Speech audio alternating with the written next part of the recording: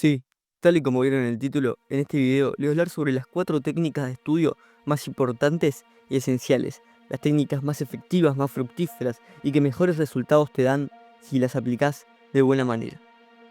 La primera de estas técnicas es el Active Recall.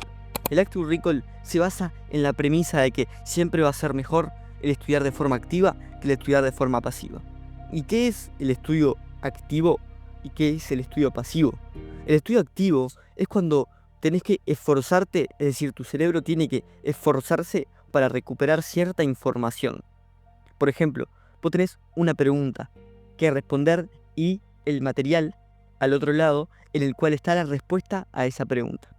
Para que sea activo, lo que debes hacer es leer el material y luego responder la pregunta, pero a la hora de responder la pregunta no podés revisar el material.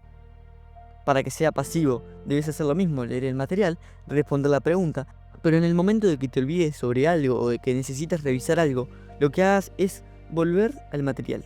De esta manera, el estudio será pasivo, por el hecho de que tu cerebro no se está forzando a recuperar esa información que había leído, que había adquirido anteriormente, sino que directamente lo que pasó fue que no nos acordamos que cierta parte de la pregunta o algo en específico que queríamos agregar y fuimos hacia el texto a mirar qué era.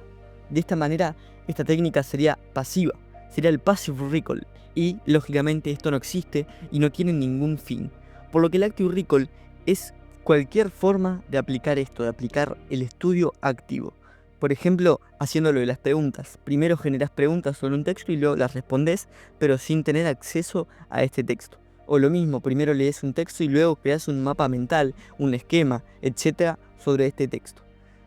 O primero lees el texto y luego creas un resumen sobre este texto. Pero siempre es importante que sea activo, es decir, que a la hora de realizar el mapa mental, a la hora de responder las preguntas, a la hora de realizar el resumen, no miremos el texto, no miremos el material.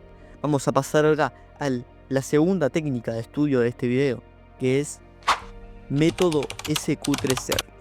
El método SQ3R es una forma de Active Recall, es decir, es un método en el que se aplica el Active Recall, por lo que sería un subtema dentro del Active Recall. Pero igualmente me parece tan bueno y me gusta tanto que lo agregué como una técnica de estudio más. El método SQ3R se basa en lo siguiente. La primera S de survey, es decir, de investigar.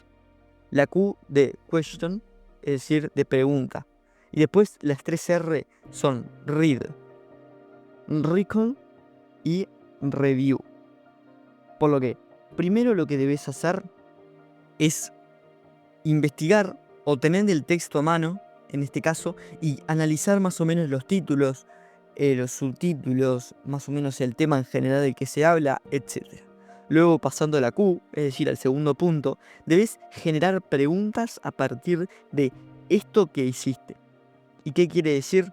Que vos en la anterior no debes leer el texto, sino que simplemente debes leer los títulos, debes leer los subtítulos, debes ver las imágenes como una leída muy por arriba, para de esta manera, en el segundo punto, poder generar preguntas a partir de esos títulos.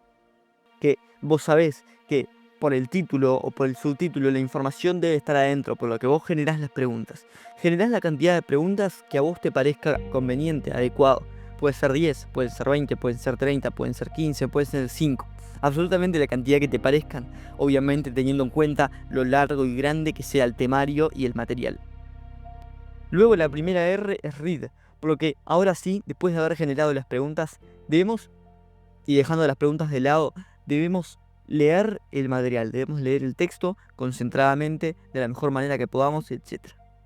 La segunda R es recall. Recall, como lo dice el Active Recall justamente, que Active Recall es recuperación activa. Bueno, entonces recall es recuperación. Por lo que ahora debemos dejar de lado el texto y responder las preguntas que habíamos generado antes de leer.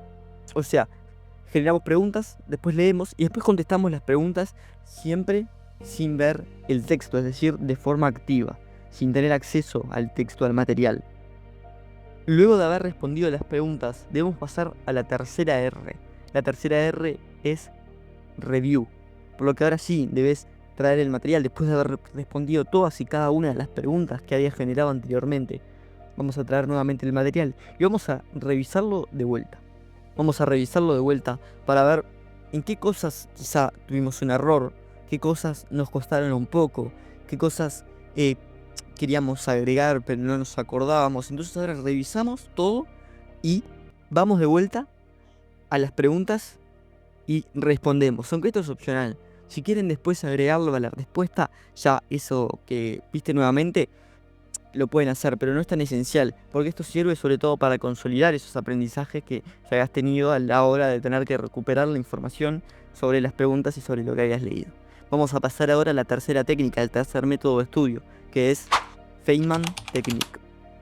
La Feynman Technique es una técnica que se basa básicamente y sencillamente, explicado de una forma fácil, en explicar las cosas de la forma más fácil posible, más entendible posible.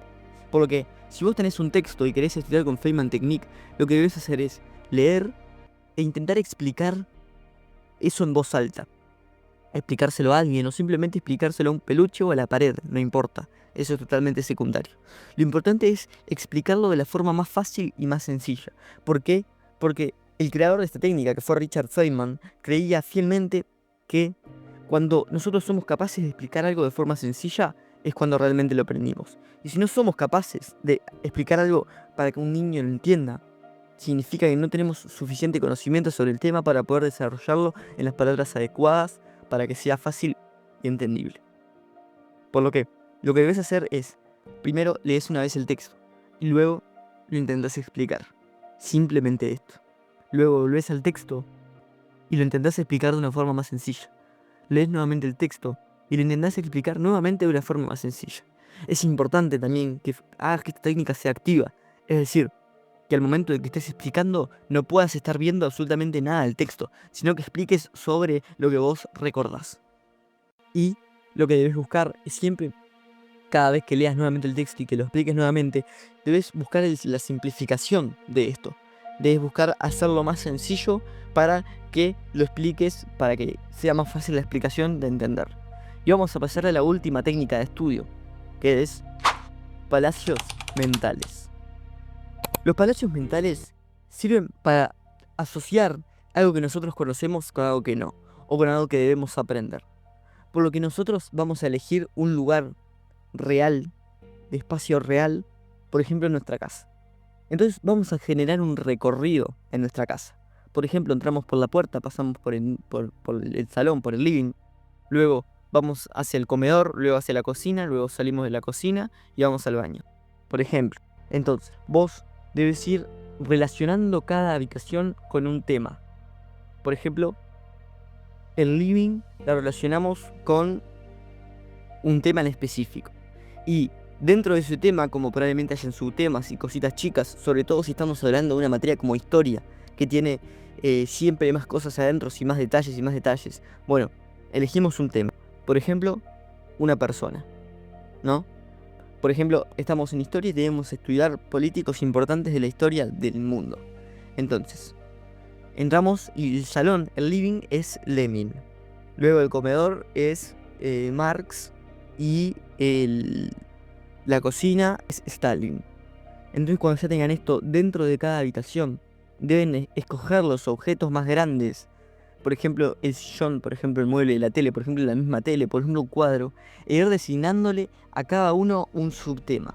Para que de esta manera vos, luego, a la hora de recordar esto, hagas un recorrido mental en el que entres por la puerta, pases por el living, veas el sillón, ahí te acuerdas, el sillón era esto, el cuadro era esto, la tele era esto, esto era esto, después vas al comedor, te das cuenta, esto era sobre Marx. Bueno, la mesa de comedor era esto, las sillas eran esto.